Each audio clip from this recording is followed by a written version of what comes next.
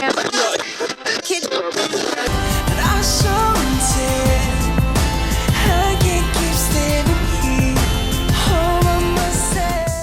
are now recording, and I have a very special guest, Canadian country music rising star, Jaimey Hamilton.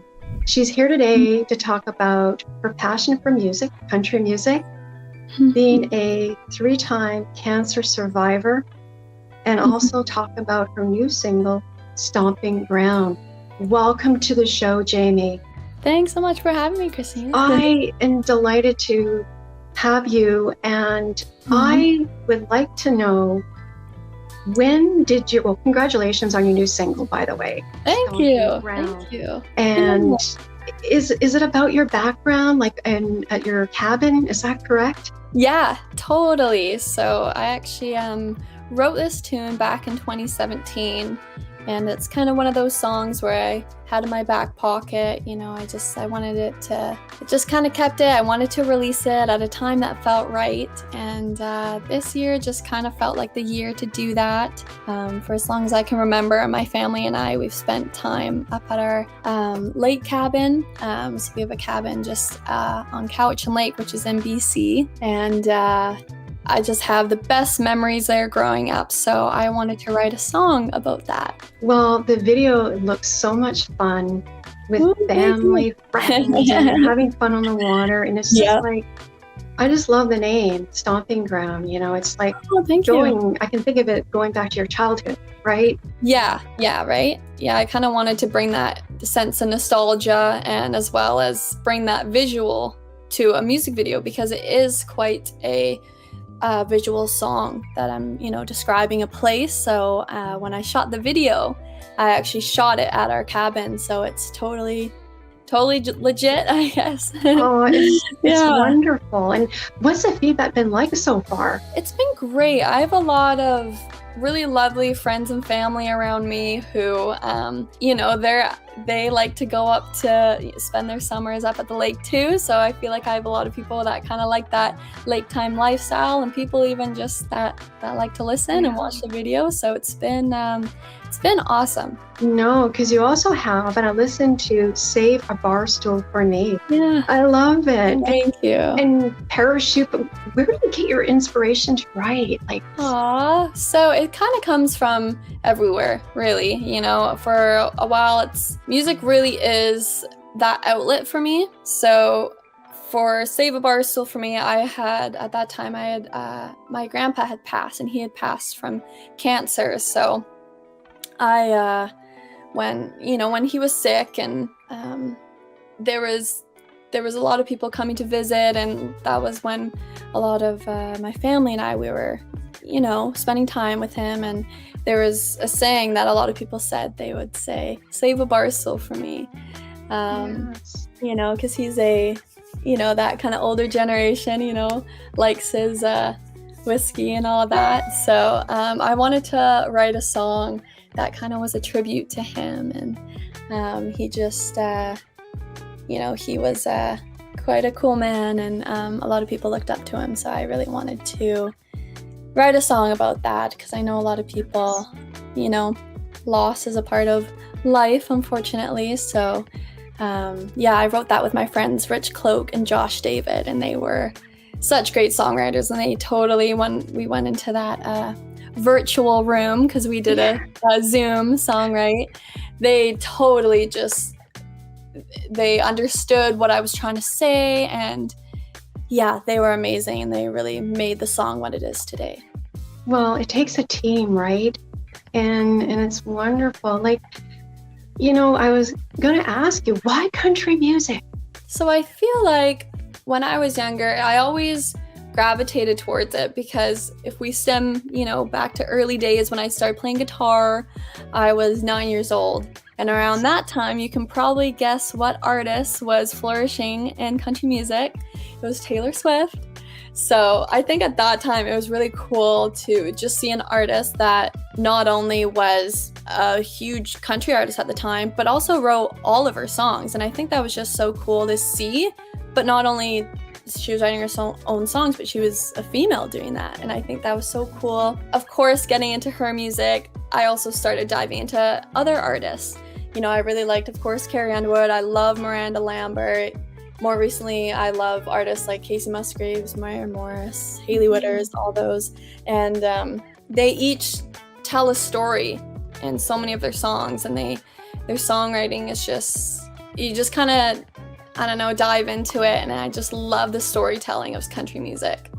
Yeah, it is like what you said, storytelling and making people feel inspired or to change their lives. And, which leads to me to, can you share with our viewers, and being a 3-time cancer survivor, was it the music? Was your therapy? It healed you? And can you share? Yeah, absolutely. Yeah. So like I say, I spent a lot of time in the hospital at a young age. I was first diagnosed with leukemia when I was 5. I relapsed when I was 9, and then again at 12. So I did have to give up, sports, school, spending time with friends, which are a big part of your life when you're that age, right? So I found myself gravitating towards picking up my guitar more and bringing it into my hospital room. And that was kind of the one thing that I was up for and that stuck around for me. And, a couple times I had music therapists coming in and we would, strum our guitars together. And so I really found a passion for music because of that.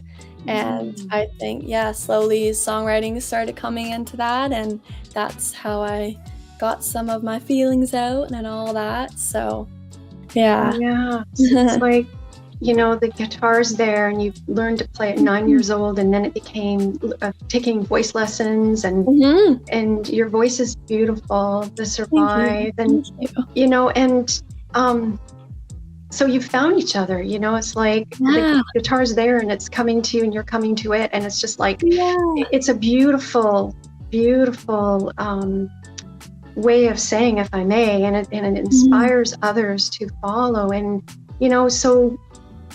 was it the first song, Survive, that you wrote? Is that correct? Or so Survive was actually, so back in 2017. Okay. So it's around 2016, 2017. That was when I was granted a wish. So through the BC Children's Wish, or they were called Children's Wish BC at the time. Yes. And they granted me my wish. And my wish was to record a song in a professional studio. So that's when they found a producer, and his name is Adam Alexander. And he worked in Toronto at the time, and him and his co-writer had a song called Survive. And because I wasn't sure at that time, I was just like, I'll write my own song or sing a song, just whatever. I want to go in the studio. I want to do that. So it actually worked out that he had the song Survive. And, if you listen to it, it's really just what I was going through and what I felt like. And it kind of was one of those like, wow, like this is kind of meant to be.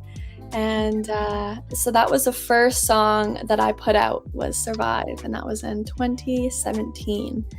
And and then shortly after that I released my Parachute EP, and that's just a collection of songs that I continued working with that producer. And it's been great. Yeah, and congratulations again, as a professional singer songwriter, can you tell us how much time you spend a day? Or do you have a favorite place that you like to write songs and play music? I always just say my bedroom, that's kind of where I grew up doing that. And it's just kind of, I guess, my safe space. And I have my piano, I have my guitar here. And so I always just I try to, if not once a night, at least once a couple times a week, I like to at least sit and just kind of strum. And I'm always writing down notes in my phone, something that pops up in my head. And but more recently, the past couple years is when I started collaborating. I think probably goes for a lot of artists. we focused on Zoom rights, through the pandemic and all that. So that's what I think really switched for me, was the collaboration. I'd always, been in my room songwriting alone. I never really branched out and collaborated much. It wasn't until I did a music performance program. So I did a little bit of collaboration there. But yeah, come when the pandemic came, kind of was like, well, what do I do now? I guess I could reach out to artists and songwrite. So that's what I did. Yeah, no, it's wonderful. And you played at the Sunfest Country Music Festival. Yeah. And you're going back, right? Is that? So that I've played in previous years, and I actually just played last weekend. So their annual, every August long, is their festival. So I just came off. This week has just been a whirlwind trying to get back to reality and all of that. But that was so fun. That was so fun. Great. I understand that you've actually 3 country singles in the past 3 years. Is that right? Yeah. Yeah. Oh, so my goodness. Any other highlights, like first national? Well, yeah. So I went to Nashville this past year in May, and I went with my friend Emily Kate, who's also a country artist, Canadian country artist.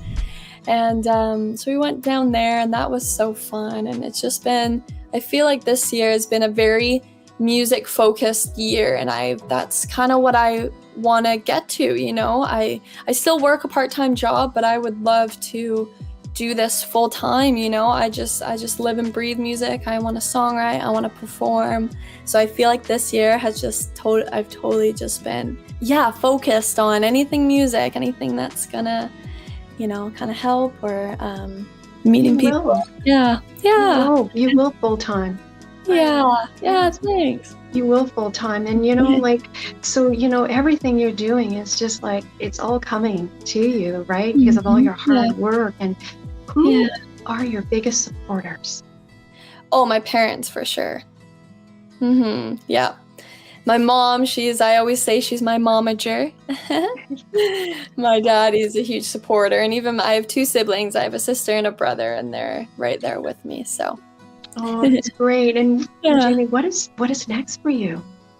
Well, what's next is I would love to get back into the studio. Like I say, I'm always writing. I always have ideas of what to do. So my plan is to get into the studio this fall and try to just record a couple tunes that I'll want to release. I want to go back to Nashville next year.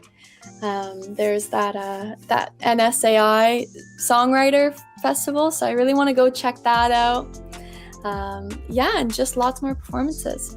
No, it's wonderful. And so if people want to check out your music, buy your record, like, where can they go? Yeah, so my music is everywhere. So if that's Spotify, Apple Music, all that, they can check it out there. I actually just ordered my first line I have got some t-shirts made. My mom, she actually designed it all and all that. So I have to work towards, putting it like online and stuff. I'm still, there's a million things to learn, and I'm still very green in that sense. But hey, if you're local on the island, on Vancouver Island, you can hit me up. You can buy some merch. I love it. Yeah. Jaimey, is there anything else you'd like to add? Let's just see. I think just if people want to listen to my music, Stompin Ground, and then check out my music video, it'd be awesome if people check that out. I'm pretty excited about it. And I think we kind of covered everything. No, I love it. And I'm so happy for you, and I'd love to welcome you back. Thank you. The show. And so I love your song. I love your Stompin Ground. For those listening, watching, buy your record, buy your music. Yes, no, I appreciate that. Anything like that helps, Well, thank you so much for your time. And I apologize for this techno. Oh, no, no, Look gosh, at you. it's kind of part of it, right? You know, I'm used to it, so it's totally Yeah. fine, and I appreciate your patience with me hopping on. I'm excited to have with me a very special guest, Charles Martin Smith, whose storied career as actor, writer, and director has been well chronicled worldwide. Charles has starred in iconic films such as American Graffiti, The Buddy Holly Story, and The Untouchables, to name a few. He's also made an impressive list of TV roles he's been in, such as Motive, The Beast, and he's directed and wrote movies such as Snow Walker, Stone of Destiny, and the list goes on. And I'm so excited to have him here today to talk about his recent award with the Whistler Film Festival's Career Achievement Award, with his latest film this time, making its Canadian Festival premiere at this year's event. And welcome, Charles. Thank you. Nice to be here. Yeah, so I know you probably get asked this, but what does this award mean to you? Well, I guess it's a validation and it's very flattering, of course, but that I've been doing this for a long time and that to be remembered for, a lifetime, a body of work is, I think, more flattering than being honored for one particular film or one other thing, that I've been doing this all my life and I'm still here. It's pretty good. It's I've lived in Vancouver for many, many years. So the Whistler Film Festival to me is the closest and the most precious to me. I've been there many times. I've had films there and so on, and have watched other people get lifetime career achievement awards. And for it to be my turn this time was just really gratifying. Yeah, so congratulations. And who, if I may ask, who congratulated you? Anyone that you can share with us? Angela Heck, who's running the festival, was the one that actually presented me with the award. Awesome. But it seems like everybody came up. People from all over the Canadian film industry, which is, as I say, it's really flattering. It's nice to be remembered after having been doing this all these years. Yes, I mean, it's like, that day when you said, I won, it's such an amazing, and it's a testimonial for all the work and extremely amazing work that you've done, acting and writing, directing. And I mean, I understand that theater was your first choice. It was. When I was a young acting student in Los Angeles, where I grew up.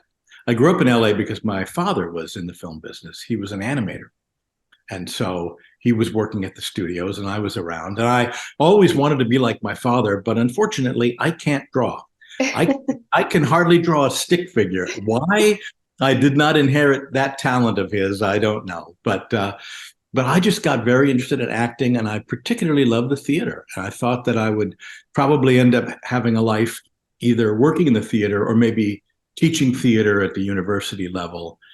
And that was my main interest.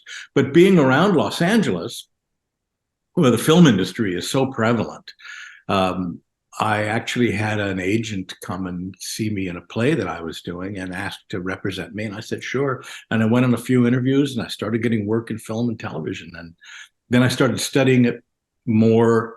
I probably studied acting for 7 or 8 years, even after I started working. I kept going to classes and trying to learn more. Yeah, it's such a craft, like in you're acting, and there is a difference, by understanding, in being on stage and in TV and film, correct? Yeah, it is, and it's tricky to adapt one to the other. I had not acted on stage for a long time, but then when I moved to Vancouver, this would have been in the early '80s, I helped to start the Vancouver Shakespeare Festival, which still lives on in a different form called Bard on the Beach. And it was Shakespeare, which I love. And I went out there and I realized how rusty I was at it, because film acting is very different. As a film actor, you're doing your whole role in little bits and pieces, and then it's all going to be edited together later. But of course, in the theater, you go out there at 8 o'clock and it's just you and the audience for the next 2.5 hours.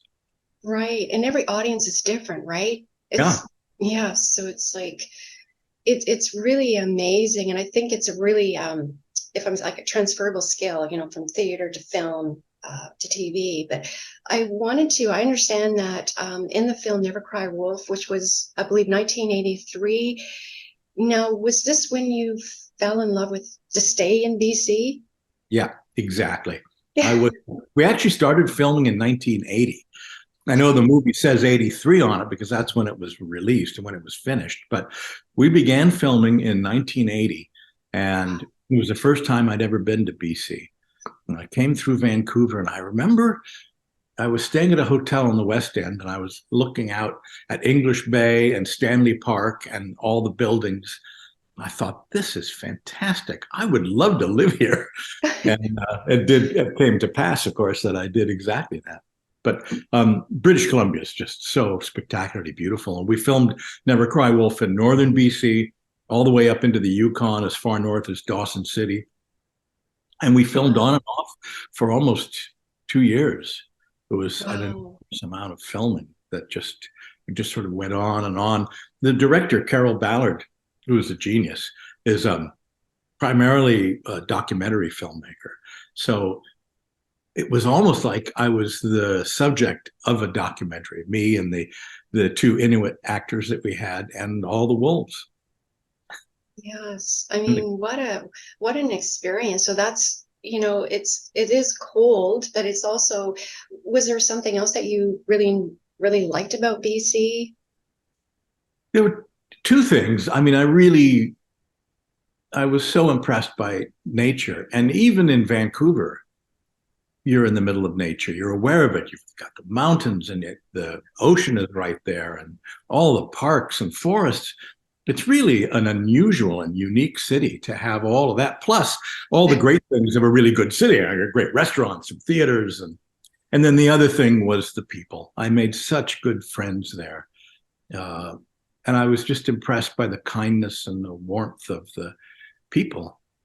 So I just and a couple of friends of mine, including Farley Mowat, who had written the book Never Cry Wolf, along with 100 other wonderful books. He said, "Charlie, you got to come up here. Come on, you got to come up." So anyway, I've had a few friends. It was the people really as much as the beauty. That's wonderful. And thank you, Charles, for sharing. And I also want to congratulate you, if I haven't congratulated in the intro, about this time. Now, was this the first time in front of a camera for a while for acting? For a long time, I sort of began to be more of a director and writer. Particularly proud of Snow Walker, which was my next Farley Mowat story, 20 years after Never Cry Wolf. And that was one that I wrote and directed. I didn't act in it. And I got to go back up and live up in the north again, this time over in Nunavut with another wonderful Inuit actor and Barry Pepper, who's from the island. So it was another real joy doing the Snow Walker. And then I went on and directed various other things, including Dolphin Tale for Warner Brothers, and so things I hadn't acted in a long time.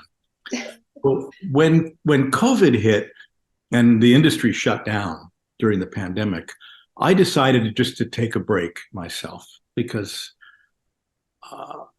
and I found that I really enjoyed it.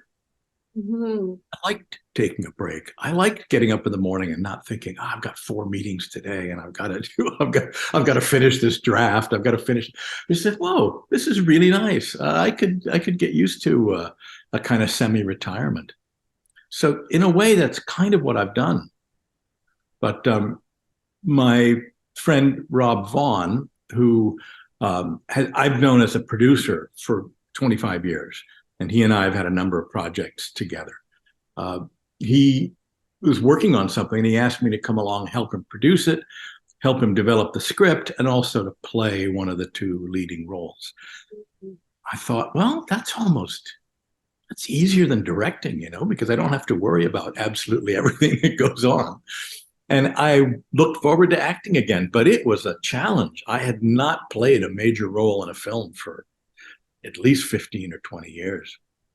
But it's like a muscle memory too. Like once you start back, it doesn't take long, if I may say. And but you also executive produced as well, right? Yeah. Yes. Well, I helped him develop the project. Yes.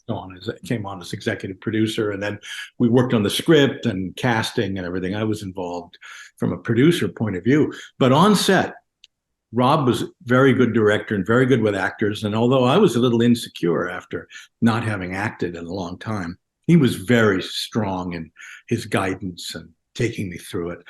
Plus, the actress who plays the lead, young actress from Toronto named Anwen O'Driscoll. She's brilliant. She's so good and so fun to work with that, for an actor, it's like playing tennis. You need that good partner on the other side of the net to get the scenes really working. And Anwen and I had a great experience working together. That made it so much easier. Yeah, and for the viewers and listeners who may not know, can you tell us about the film? It's an interesting story. It's the writer is a young queer writer in Los Angeles, and she was trying to write something that would kind of speak to her struggles as a teenager, growing up and struggling with her sexuality and where she fits in the world. And in the story, Anwen plays the young teenager who she's found some letters and diaries from her estranged father who's just passed away. She hasn't seen him since the age of 3, and she wants to set off on a journey across country to learn who her father was. And I play a Vietnam veteran, broken down alcoholic hearse driver. Decent casting, I figure. And she ends up kidnapping me, sort of, or blackmailing me into driving her across the country. And we become allies in her journey. And as Rob often says, this movie is about allyship, about the fact that we can't get through life alone. We're all in this together. And what her character, both of our characters go through on this trip, I think is very moving. It's funny, it's charming, and it's very emotional. Yeah, no, that's wonderful. And I would like to ask you about, I know American Graffiti, I understand it's been voted one of the 100 best movies all time.